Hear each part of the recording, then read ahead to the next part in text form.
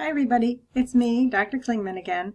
I just wanted to follow up on Dr. Clancy's most excellent review of Module 3 and say a little bit about measuring concepts. This can be a tricky situation. Let's say you are interested in errors, medical errors. Well, that one is pretty easy to measure. Probably wherever you're working has a standard way they look at how they measure errors. But let's say you're measuring something a little more, a little less concrete, something like hope. Well, you might, in your readings, you may have seen how other people measure hope. Maybe you just ask them on a scale of 1 to 10, how hopeful are you, with 10 being the most hopeful, or we all know the pain measurement. In fact, pain assessment is a really good example of how do you measure it. We all know there are many, many tools out there for measuring pain.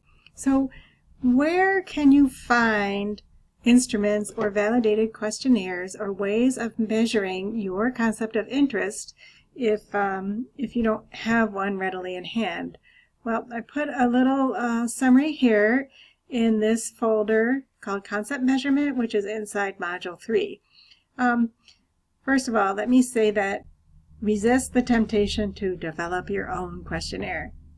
You will need really, really, really strong justification for writing your own questionnaire when you get to next semester. There are thousands and thousands of questionnaires out there, and trust us, you do not want to get into the business of developing questionnaires. That is a whole science into itself.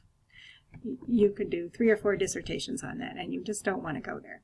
So the best place to find validated ways of measuring your concept of interest would be in the literature where you found that you reviewed for your literature review. If others are studying the same concept, there may already be ways that people use to measure the concept of interest.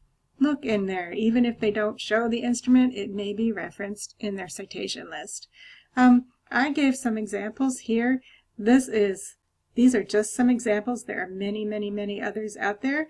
The government has lots of questionnaires out there as well. They have a series of questionnaires called the PROMIS questionnaires that measure things like this, which I'm showing you. Here's a link to their website. There is, within the NIH, all the different institutes there. There's the National Institute of Drug Addiction, there's National Heart, Lung, and Blood Institute, there's a whole variety of institutes there. Some of them have sets of questionnaires that they ask their researchers to use. For example, the NIAAA for alcoholism. Here you go. They have a whole bunch of questionnaires that they use to measure different concepts within their study subjects. So just be aware that there are a lot of instruments out there. If you don't know of any, feel free to search the web and enlist the help of a librarian to help you find something good. You will need this before you start next semester. So you will need it for your paper at the end of this semester as well. So at least have a really good idea of how you want to measure your concept. There is a database in the Upstate Library called HAPPY, which is, let me find that. So I'm here in the Upstate Library homepage, and in here is where you would find CINAHL and places like databases like that. You probably normally look over here. But if you go up here to Resources, Databases, like that, and type in HAPI, you will find the HAPPY database, and you may or may not be happy depending upon the number of instruments that you find. I'm not going to demonstrate a search here, but if you need to do it, the librarian can show you how.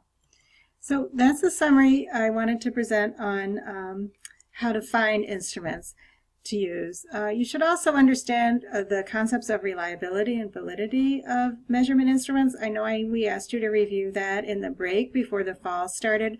But this particular article has a really nice sort of plain English, easy to understand description of reliability and validity of instruments. So please review this. I'm guessing almost all of you will be using some sort of measurement instrument. All right, thanks very much.